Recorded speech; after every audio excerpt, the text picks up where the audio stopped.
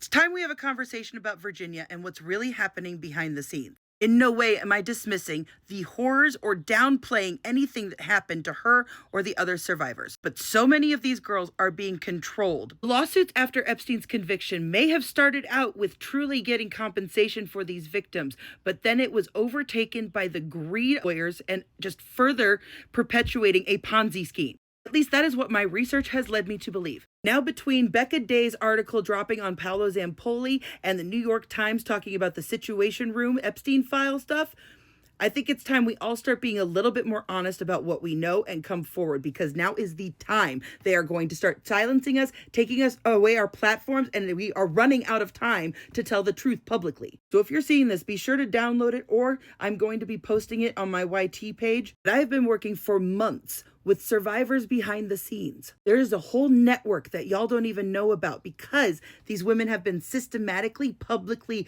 discredited, and nobody could tell you why. According to my sources, reporters would not print stories unless they were approved by her and BE, including a certain Pulitzer Prize winner. The reason that they're doing that is so that you don't pay attention to them, because the silent survivors are the ones who are the connective tissue. But Virginia effed up badly. I personally believe that when Virginia found herself in checkmate, she took herself off the board with help, in the same way that Epstein did. October 1st, 2020, a woman named Molly Sky Brown came forward with her story about how Ghislaine Maxwell tried to recruit her while she was at the gym when she was 14. Molly has been a childhood SA survivor, but never once has she ever claimed that Jeffrey did anything. It wasn't until after Maxwell was arrested that she even realized, oh, I've had not one, but several encounters with that woman. So before her news article, she took to the internet to speak out. Molly reached out to everybody. The lawyers, she reached out to Maria Farmer, she reached out to Virginia, just wanting to tell her story and coordinate and give more information.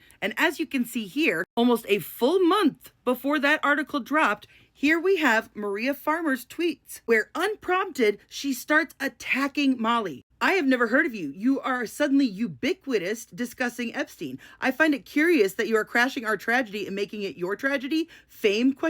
Then, after her story came out in the Daily Mail, instead of welcoming her and trying to coordinate, all of them immediately labeled Molly a liar, calling her some freak who crawled out of the woodwork. Completely not understanding what was happening, Molly started documenting everything. She also started doing her own research simultaneously. And even others noted, as soon as that article came forward and noticed the attacking, that they didn't understand what was going either. Why were they trying to control the narrative? And I'm not going to pause and read every single one of this stuff, so you guys can go ahead and do that on your own. But even when Molly was talking about just her own experiences, not involving Epstein at all, we've got them calling her Molly. Never touched the stuff. They called her a vulture pretending to share their pain. I mean, all of us know that this kind of language is not okay. Yes, at this point, Maria was going through cancer and she wasn't getting even enough money from the settlements to pay for her own cancer. I also think that made her more susceptible to manipulation. Like, as you guys can see, this was a constant thing for a long time. They were privately messaging anybody who was listening to Molly. I can tell you guys personally that this campaign worked, because I almost didn't listen to Molly because of the advice of other people in my circle. Once I did,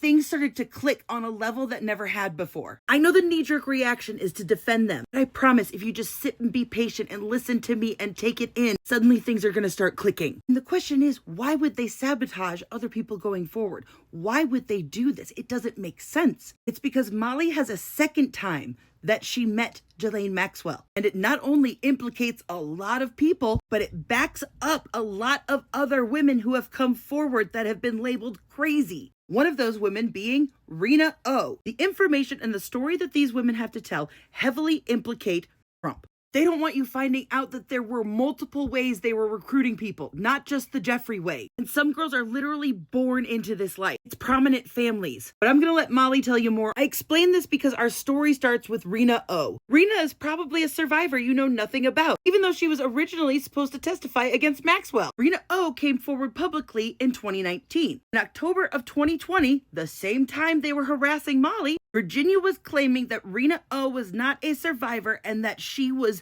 one of his willing participants, even saying that she should be sitting in jail right next to Maxwell. Then on January 16th, 17th, O tweeted something about the real reason Virginia and her minions were gaslighting me, which I'd like to remind everybody that around this time, Virginia was saying that Trump was involved. Not directly, but as you can see, in the final days of his presidency, she was comfortable enough to nearly accuse him. By the 16th, she was literally saying, impeach Trump again, end rush houring. So then why was she his biggest fan in 2024? Why was she tweeting at Elon that she knew the Epstein client list? Name dropping that she met Trump when she worked at Mar-a-Lago, and then hoping that he would be our new president again. And she also conveniently asked him, what are you going to do about setting things right in the Billionaires Playboy Club? What could have changed? I'll tell you. Rina. You see, the day before Epstein's death, August 9th, 2019, the Billionaires Playboy Club was made public. She had specifically written this for her lawsuit as kind of a guide or a testimony. I'm not sure what it really was the point of it. But she specifically wrote I think 75-page manuscript outlining what happened to her for her lawsuit. It basically was the first rough draft of Nobody's Girl. In that manuscript, she actually publicly accuses Rina of being part of Epstein's harem and being his dom. She also said that she left a 6-inch scar on Virginia's leg from one of their sessions and that she was a gleeful, willing participant. Rina was suing for $20 million in damages against Giuffre. Clearly, the bullying had just finally taken its toll. By May of 2022, Virginia filed a counterclaim. Now, this all goes on for a while. Depositions were taken, there was discovery given, and simultaneously, while that is all going on, Virginia filed a separate complaint in the New York Supreme Court, seeking damages and attorney's fees against O. That's when Rina files her own lawsuit in New York under the Adult Victims Act, accusing Virginia of being the one who assaulted her. But on October 3rd of 2023, it was dismissed by a judge on the Supreme Court in New York under the grounds that Virginia was protected under criminal liability for victims. However, October 22nd, 2024, an appellate court unanimously reversed that judge's dismissal, that Virginia was not covered and that the Adult Victims Act only applies to civil context, so she's allowed to civilly sue her for a criminal act. And that decision came down 13 days after she suddenly changed her tune. She messages Elon and Trump saying that she worked at Mar-a-Lago, as if people didn't already know that by then. And she mentions the Billionaires Playboy Club. Please DM me for more.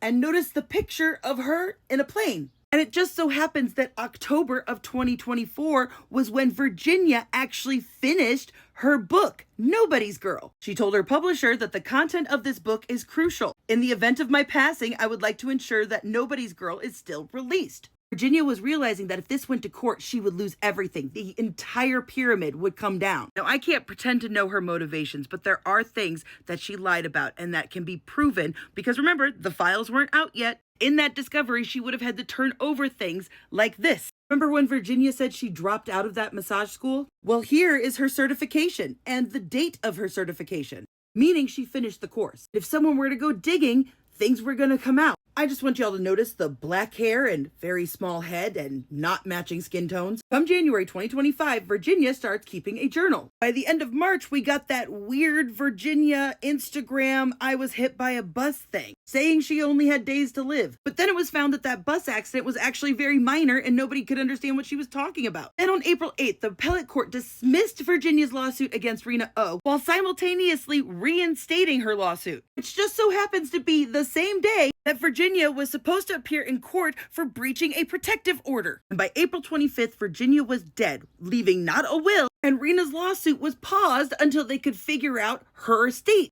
Conveniently held up with legal battles and the discovery that most of her money is missing from her estate. I have so much more to say, and so does Molly. That's why we are having a live tomorrow, 5 p.m. my time. Sign up for it now, y'all, because Molly has made exposing these people her life for the last 6 years, and it's time somebody listened to her. Come back for the next part because there's more. Because did y'all know that Mar-a-Lago closes for the summer?